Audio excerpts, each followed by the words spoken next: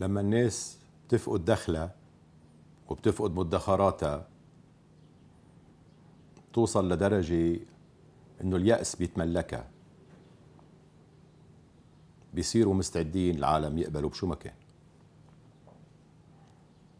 لولا اليأس والاستعداد للقبول بشو ما كان، ما كانوا اللبنانيين قبلوا انه زعماء الحرب ومليارات الصفقات واصحابهم يحكمون صار لهم 30 سنة. نحن اليوم بحالة يلي ممكن كتير انه اللبنانيين بيأسهم يضطروا يقبلوا بشو ما كان، والشو ما كان في يكون مش حلو ابدا، وفي يكون مطبوخ بالخارج تيخدم مصالح الخارج. بهالوقت عنا حكومة، هيدي الحكومة منا إلا واجهة. بالوقت الطبيعي بيسوى تكون الحكومة واجهة، مش شيء عظيم بس إنه بتصير. بس بوقت يلي مصير البلد مثل ما ظاهر للكل مهدد من جهة باليأس، من جهة تانية بأنه يتحول إلى قطعة بيتم التفاوض عليها بين متفاوضين خارجيين إقليميين ودوليين، بقاء حكومة واجهة بيصير بذاته خطر شديد. هيدي الحكومة البعض بعدهم عم بيجتهدوا ليدافعوا عنها. شو الحجج؟ انهم عم بيشتغلوا، انهم عم بيواجهوا كورونا. ايه، في اطباء ومرضين عم بيواجهوا الكورونا. انه عم بيتعلموا، انه ما في بديل. هيدي كلها الحجج مغلوطة، حتى لو عند البعض جاية عن حسن نية. لما بتكون جاية عن حسن نية، حسن النية منه إلا وليد اليأس. ما حدا بيجيب حكومة لوضع مثل يلي البلد فيه وبتكون الحكومة إحدى حججها إنه عم تتعلم. إذا مش عارفين شو عم بيصير لما واحد بيكون عنده وضع صحي خطير وبده عملية جراحية مستعجلة، ما بيجيبوا تلميذ أول سنة طبية ليتعلم. ويمكن أحلى حجة إنه هيدول الوزراء مستقلين، وإذ ببين بكل مفصل آخرهم خبرية الكهرباء إنه تاري في وزراء عونيون ووزراء أمليون ووزراء حزب اللهيون ووزراء فرنجيون، بكل وضوح وبيصوتوا مقابل بعضهم. خبرية ما في بديل منا صحيحة. خبرية انه عم تاخد قرارات هالحكومة منا صحيحة. خير دليل على ذلك نرجع نستعيد شو هي القرارات يلي ادعت الحكومة انه بدها تاخدها.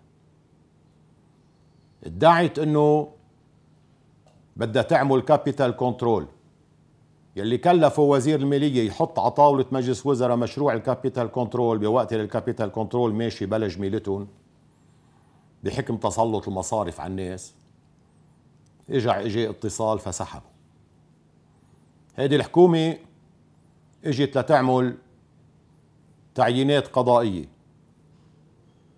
خلصنا بخلافات فتعطل كل شيء. هيدي الحكومة علقانة بتعيين حافظ بيروت، وأهم من هيك كله هيدي الحكومة دخلت بمواجهة مع مصرف لبنان.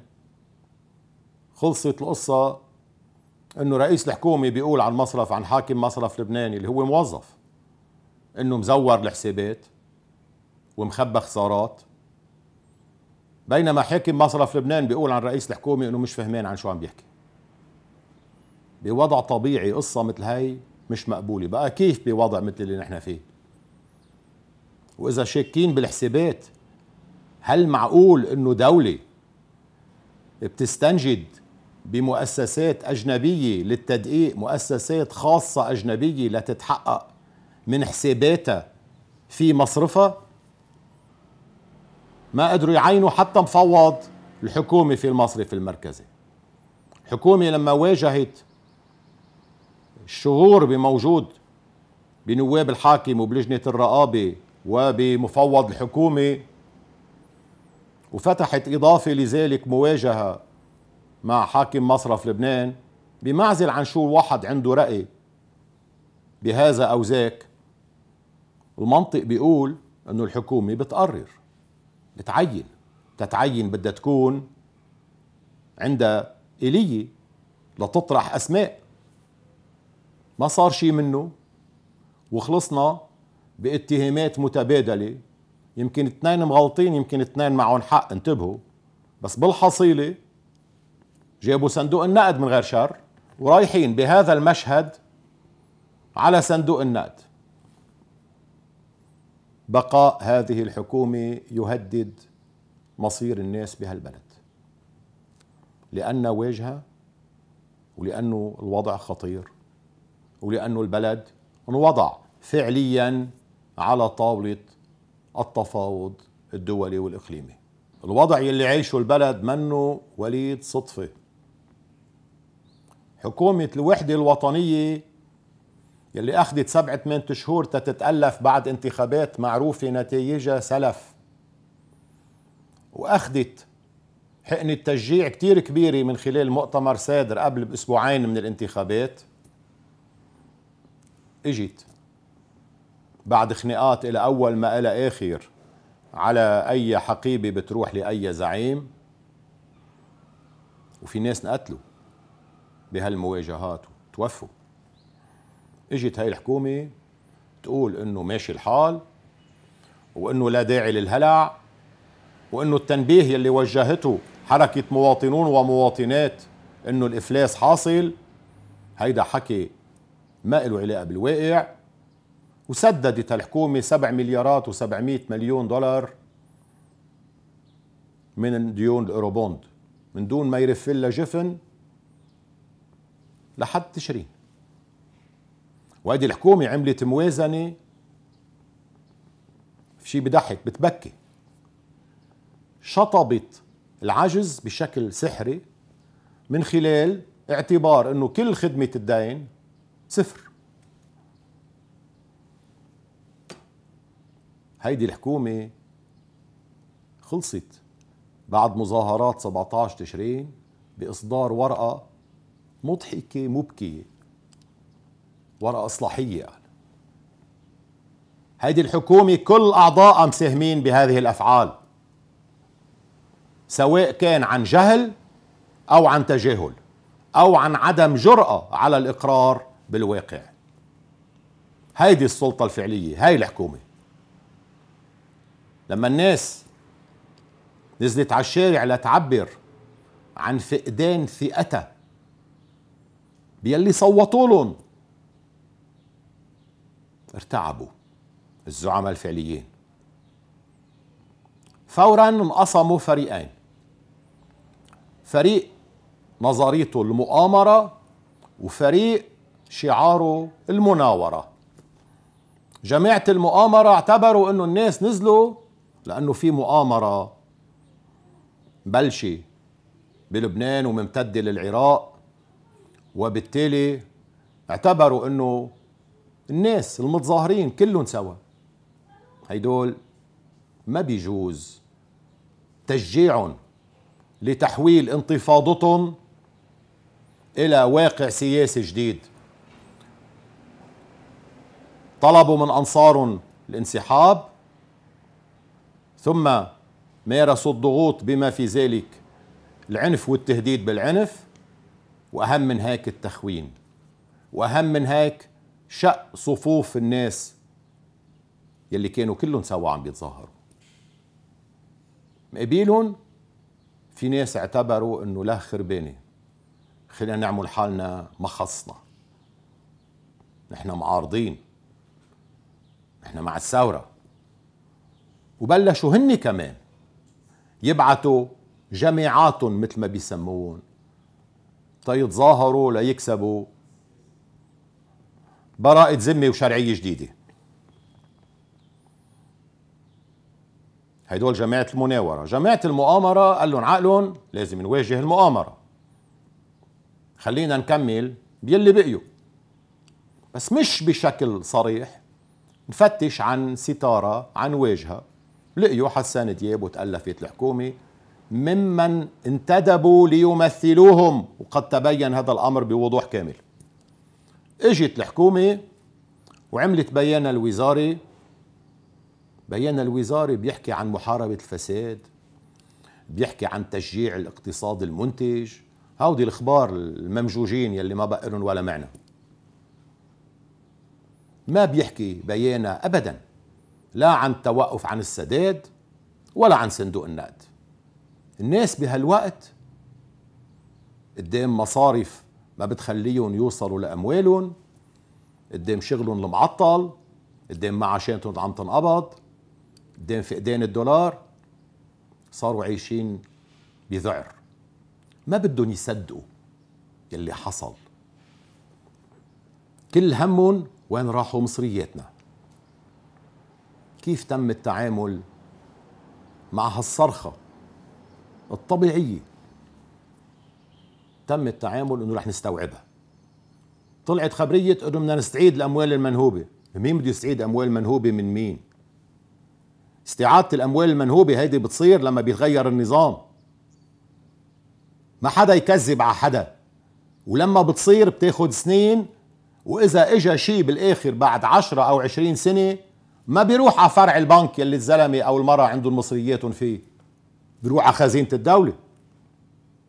كذبة كبيرة هاي.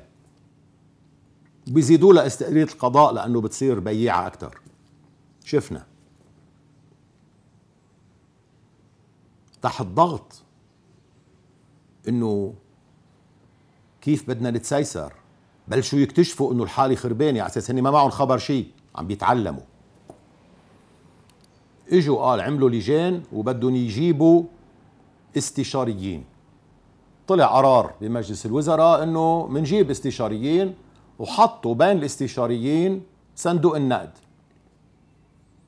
اجاهم جواب فوري بالنهار ذاته من الناطق الرسمي باسم صندوق النقد انه اذا جايين تستشيرونا بخصوص دينكم، قرار إدارة الدين بتاخدوه انتو كحكومة كسلطات، واستعينوا بمستشارينكم الماليين والحقوقيين. نحن مش شغلتنا هاي.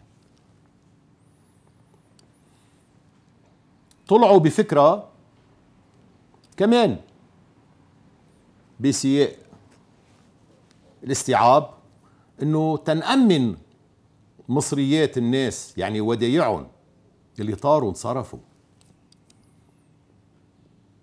احسن طريقة هي ما ندفع الايروبوند. في استحقاق كان 9 اذار مليار و200 مليون. نفس يلي دفعوا 7 مليارات و700 ما بقى يرضوا ابدا يندفعوا ولا قرش من الايروبوند. شو قال؟ اذا ما دفعنا الايروبوند منأمن ودايع الناس. هي مش هيك بالمرة، لانه اذا البنوك بدها راغبة تدفع شي دولار لشي مودع، بتستمنى عند مصلحة والمودع كمان انه الدولة تسدد للبنوك الايروبوند يصير عندهم دولارات. بالعكس تماما. بس هالحملة هاي ودت انه ما ندفع الايروبوند، لا سيما وانه اكتشفوا كمان مرة عم بيتعلموا انه ما في دولارات. فاعلن التوقف عن الدفع بتاريخ 7 اذار، يعني يومين قبل الاستحقاق. لا مفكرين شو بدهم يعملوا بعدين ولا شيء. فكرهم انه منيح. استوعبنا الغضب الشعبي، حرفناه، قطعنا القطوع.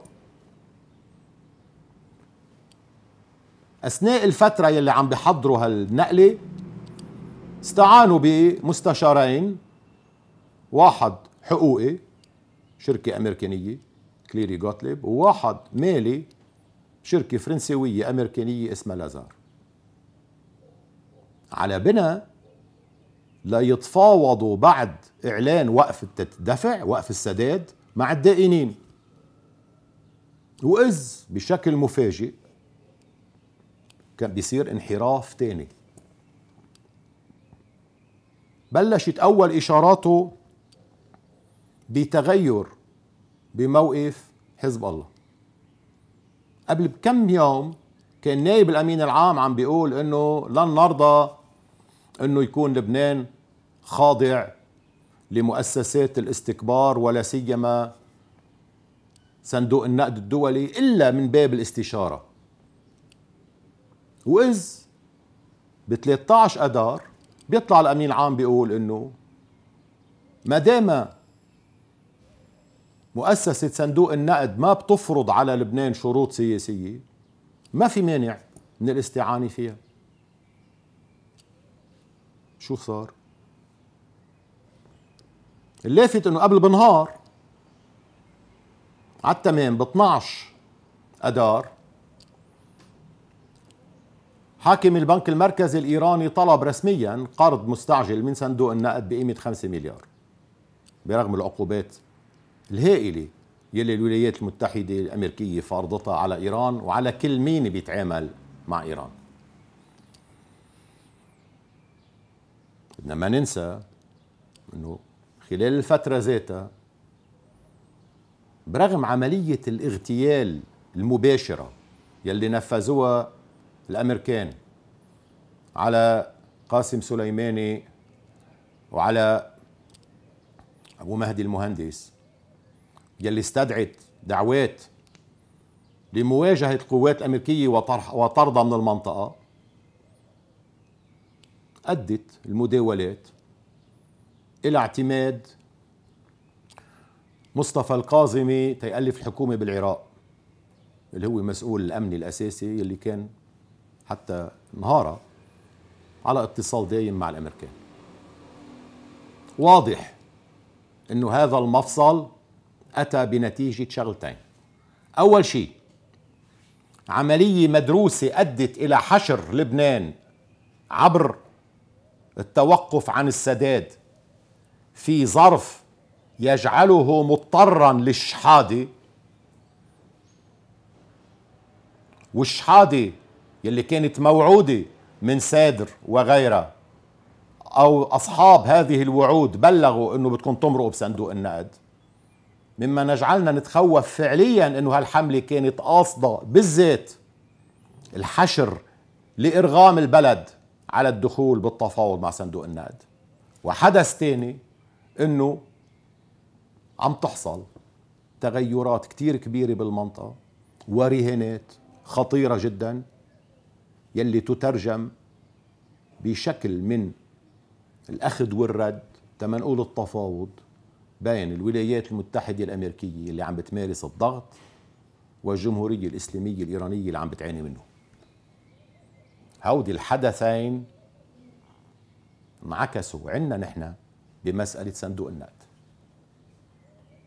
فجأة صارت شركة لازار يلي على بنا جاية هي وكليري جوتليب لنتفاوض مع الدائنين عم تشتغل على قال ورقة اقتصادية.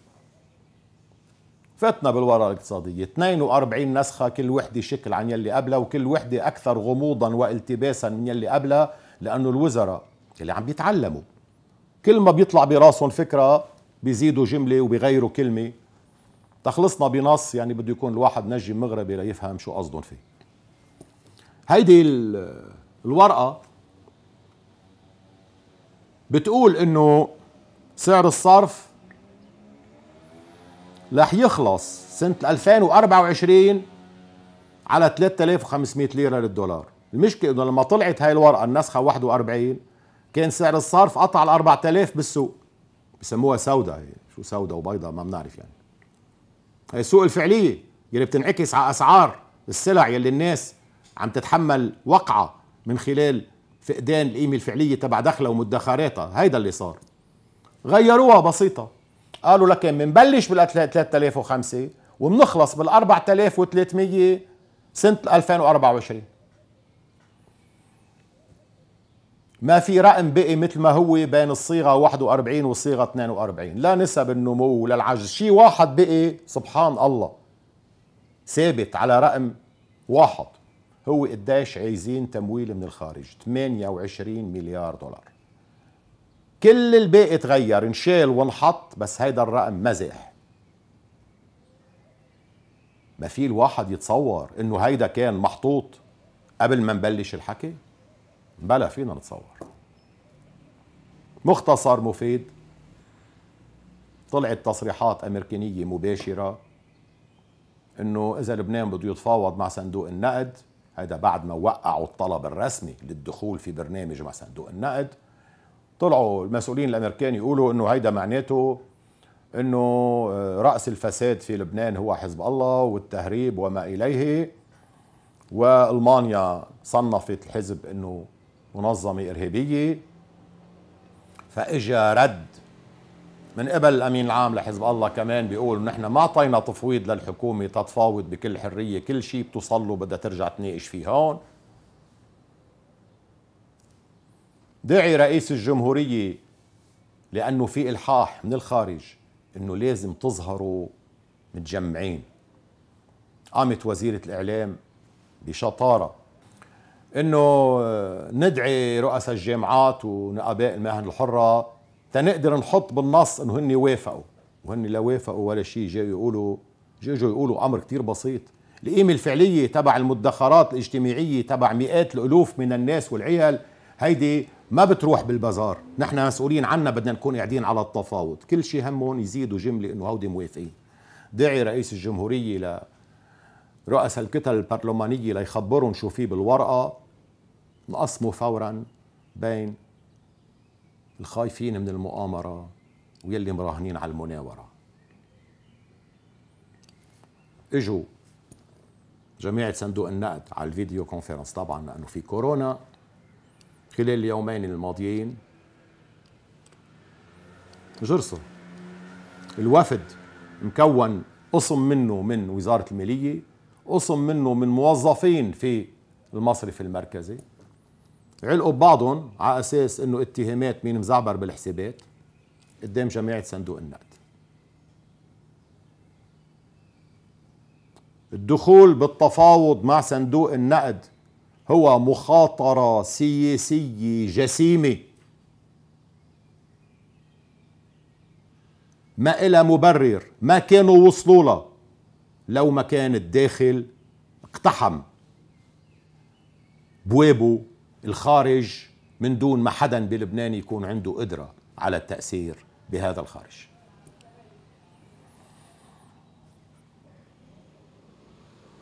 للأسف مش أول مرة بتصير هالخبرية، هذه البلاد صار لها 200 سنة على هالمنوال. أيام محمد علي وإبراهيم باشا تحمس المير بشير، خلصت القصة بين فرنساوية وإنجليز، طيروه عملوا لنا القايمة 200. حروب كمان من جديد داخلية طائفية طبعا.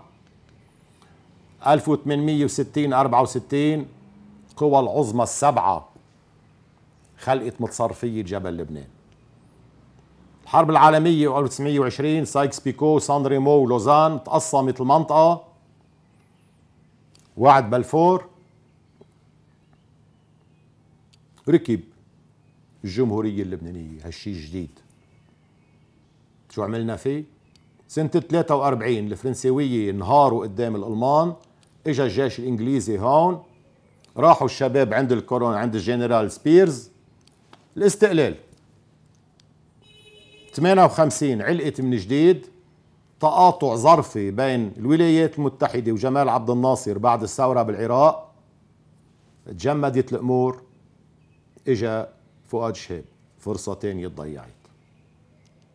الحرب ال 75 ورهيناتها كيف خلصت؟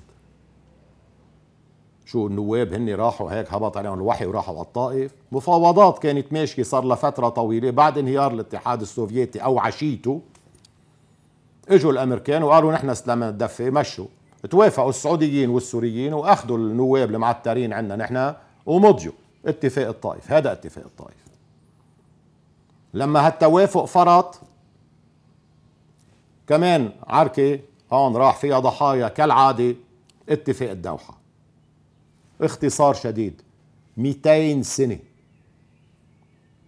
عجز برغم بعض المحاولات النادرة بيناتها الشعبية لإقامة دولة تميز بين داخل وخارج وتتعامل مع الخارج بوصفه خارجا، مش على العكس تماما تقحم الخارج في الداخل. اليوم الصورة كالتالي، بنقول 6 زعماء، خلينا نوضح لكل اللبنانيين واللبنانيات. في طرف هو الأقوى حزب الله، وهو الأكثر تعرضا للتهديدات وللضغوط، وواضحة. ما حسم هو أنه الداخل له الأولوية ويتعامل مع الخارج كخارج بخيارات واضحة حرة. مش هون النقطة. النقطة أنه ما بيجوز تحويل الخارج إلى عنصر في الداخل، يعني إلى أن يتحول حزب الله إلى الطرف الأقوى الذي فعليا على الرغم من كونه لم يشارك بشكل عضوي في المنظومة الحاكمة البلد 30 سنة، يتحول اليوم إلى خط الدفاع الأساسي عن هذا النظام المنهار، ومعه حليفين مثل ما بيسموه. يعني حزب الله في حواليه حركة أمل والتيار العوني، اثنيناتهم مستمدين قسم كبير من قوتهم من حاجة حزب الله لإلهم، بس عندهم حساباتهم هن وواضحة مثل عين الشمس. حزب الله ما في يطلع منهم، لأنه كونه حزب طائفي مثل الباقيين، يعني هو بحاجة إنه لا تخرب الطائفة بالجوا بين بعضها مع حركة أمل، ولا يبين إنه بس شيعة وبالتالي عايزين التيار العوني. وبالتالي هيدول الاثنين يستمدون القوة والقلق قايم بيناتهم، والعلاقات الودية بتعرفوا قديش هو حميمي يعني، ويساهمون في أسر القرار على صعيد هذا البلد المسكين. في بالمرتبة الثالثة طرفين يلي تنقول قدراتهم بقياس وسط، يلي كتير خايفين انه مش عارفين كيف معقول تقلب هالقصة بالمفاوضات يلي عاجقة بالمنطقة بين امريكان وروس واتراك وايران واسرائيل عم تتدخل طبعا وين ما كان. خايفين قلقانين بقى. هدول تموضعوا بشكل انه يقللوا المخاطر، يعني لا بيقطعوا مع هولا بيقطعوا مع هوديك. هيدول اسمهم سمير جعجع بالقوات اللبنانية ووليد جنبلاط بالحزب التقدمي الاشتراكي. بيطلعوا على دعوة ميشيل عون، بس انه يعني شي بيطلع قبل بنهار ونهارتها ظهره بيوجعه، وشي بيطلع بس بيتميز، يعني فهمكم كفاية. وفي بعدين الرقم 6 يلي سياسيا وماليا منكوب اللي هو تيار المستقبل، انما ما زال حامل حجة مهمة انه خي كلكم بحاجة لإلي. هذه مثل قضية قوة لبنان في ضعفه جسدت اليوم، كلكم بحاجة لإلي، لأنه بلاية الله أعلم شو بيصير بين التدخل تركي، بين حركات إسلامية، بين شو بدنا بهالقصة. وبالتالي عم بيحصن حاله دفاعيا اعتمادا على خوف الآخرين مما قد يحصل إذا هو أخرج من الصورة وتركها للمجهول. معقول حدا بهيك ظرف لما التفاوض على مصير المنطقة كلها سوا جاري على نار حامية، معقول حدا عاقل يرضى انه يتغلف هذا الواقع بمفاوضة بين واجهتين؟ واجهة اسمها صندوق النقد للقوى الغربية والولايات المتحدة، وما ننسى مين مدير المنطقة كلها بصندوق النقد يلي تعين بإصرار حاسم من المحور الغربي من جهة، واجهة أولى. وواجهة تانية هي حكومة حسان دياب يلي مقسومة بين الزعماء، إنما حرام عم بيتعلموا.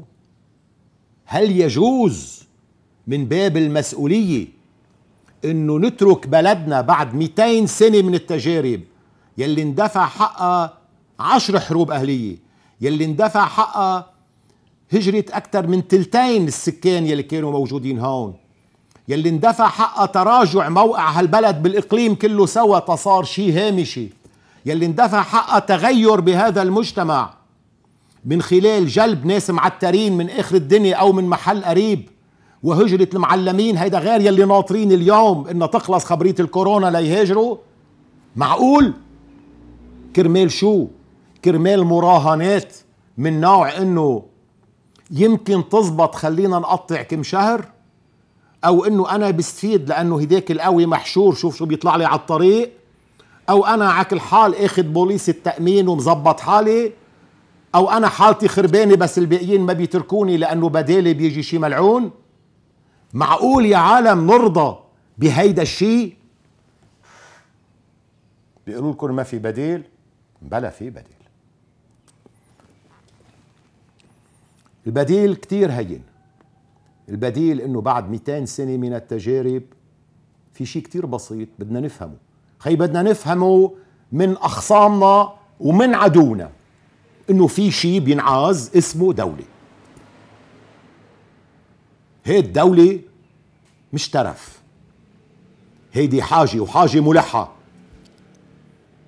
هي الدولة هي نقيض ائتلاف زعماء الطوائف، بلا تعايش بلا حنك. شرعية السلطة بدها تكون حاسمة، شرعية الدولة تنطلق من الداخل لتتعامل مع الخارج. تماما نقيض ما يحصل. يلي كانوا خايفين من المؤامرة هن شرعوا الابواب ومهدوا الطريق تأدخل لبنان في عمل المؤامرات. لكل واحد من هؤلاء الزعماء، لكل واحد بموقع حولهم، لكل واحد من المواطنين يلي قلقانين على حياتهم، خاصة من الشباب يلي هن السلعة يلي اليوم مهيئة للتصدير والهجرة، بدنا نقول لهم المسألة بسيطة، نسوا الواجهات. في هذه المنظومة وفي البديل. البديل هو دولة مدنية مكتملة الشرعية، دولة بتعتبر انه الداخل اعتباراته تحكم العلاقات بالخارج، كل الخارج. دولة بتعتبر انه هيدا المجتمع بحسناته وسيئاته بنعرفه كتير منيح، بدنا نتعامل معه كما هو بواقعه، مش بأوهام وحضارات وما بعرف شو، وننسى انه عشوائي نص السكان هن من الأجانب، وانه نص المسجلين مهاجرين والعاطلين عن العمل، ويلي ما عندهم تأمينات، ما عندهم اطمئنان، ما عندهم شعور بالكرامة. ما في جامعات، ما في عائلات روحية. الدولة بدها تكون مستمدة شرعيتها من حاجة كل واحد وحقه بفرض شعوره بالكرامة. هذا البديل متبلور، نحن سعينا كتير لبلورته. تأمل خلال فترة قصيرة يظهر بصورة أوسع وأكثر قدرة على الإقناع بجدواه وبصدقيته وبما خص مضامينه على الصعيد السياسي والاقتصادي. هي معروفة وسوف نوسعها خلال فترة قصيرة بنشر شيء بيستحق يتسمى ورقة اقتصادية، لأنه هو مشروع للاقتصاد السياسي لهذا المجتمع، مش ورقة شحادة وتركيبة رويش. والخيار خيار كل واحد، نحن وانتم.